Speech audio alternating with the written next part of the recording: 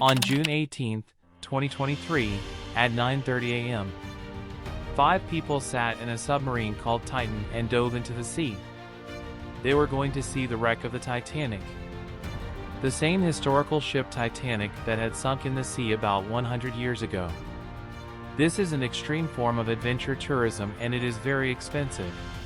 This trip is so expensive because Titanic's wreck is hidden deep in the sea and it's 3,810 meters below the surface of the water. This submarine started its journey under the water. It takes about 2 hours to reach the depth of 3,810 meters. At every 15-minute interval, this submarine sends a signal to the support ship on the surface of the sea, named the Polar Prince. For them, this was the only communication channel with the world.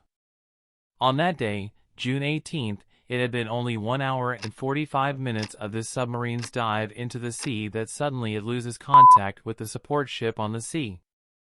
At 4:30 p.m. By the time when the submarine should have come back up after its tour, there is no sign of it. At 7:10 p.m., the team in Polar Prince decided to inform the U.S. Coast Guard. And from here, a 4-day-long multinational search began. A large-scale search and rescue operation is carried out to find this submarine. Aircraft, ships, and robot vehicles were also used. Everyone had only one question in their mind. What happened to these passengers? Now let's understand the whole story of the Titan submersible. The place where this submarine disappeared is in the Atlantic Ocean near Canada. Look at the map. 600 kilometers away from Newfoundland, a Canadian island. At this place, in the depths of the water, you will find the wreck of the Titanic, broken into 2 parts. The bow and the stern both lying about 800 meters away from each other. The Titan submarine that disappeared here was not a submarine but a submersible. Difference between these 2 words. Submarines have their own power. They can use a port to go into the sea and come out of the sea independently. But submersibles cannot do that. To launch a submersible into the water and for it to come back, a support ship is needed. A ship that is present on the surface of the water and is controlling everything. In our case, this support ship was the Polar Prince. This entire operation was run by a company called OceanGate, whose CEO was Stockton Rush. By profession, he had been an aerospace engineer. And in 2009, he founded the OceanGate Company, a private company whose purpose was to take rich people on deep-sea expeditions as tourism. This company started offering Titanic tours in July 2021. It started tour and they reached 12,500 feet. Here is the ocean floor, where the Titanic wreck is lying. The pressure at this depth is almost 400 times the pressure on the surface.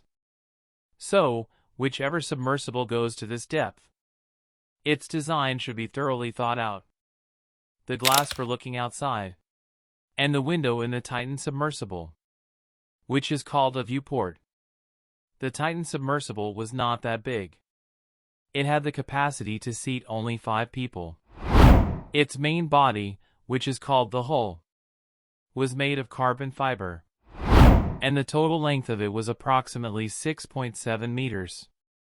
In its design, as you can see, there were 4 electric thrusters outside, 2 horizontal and 2 vertical, through which it could be operated. Now, an interesting fact to be noted here. This sub was controlled by a video game controller. If we come back to this story of June 18th, then 5 people were on board this submersible that day. The first was 58-year-old British billionaire Hamish Harding. The second passenger was Paul-Henri Nargeolet, 77 years old. The third and fourth passengers were a Pakistani businessman, Shahzada Dawood, and his 19-year-old son, Suleiman. The submersible was communicating with the support ship at every 15-minute interval. This communication stopped at 11:15 a.m. After this, no communication and no signal is received. Despite this, It was expected that the Titan would resurface at 4:30 p.m. as scheduled. At 4:30 p.m., when the Titan did not resurface. After this, began the great race. The race against time. 96 hours. Only 4 days of oxygen supply was available in Titan. There was no way to open this submersible from the inside. You heard it right. The door of this submersible could only be locked from the outside and opened from the outside. So whether the submersible was inside the water or on the surface, those 4 days were very critical. On top of it, the search area was 25,000 kilometers. Imagine how difficult it is to find a van-sized submersible in such a huge area. But still the rescue teams put their lives at stake. Initially, 2 American and 2 Canadian aircraft started this operation. Sonar was deployed by them so that they could detect signals even from underwater. 3 ships started the search from the surface.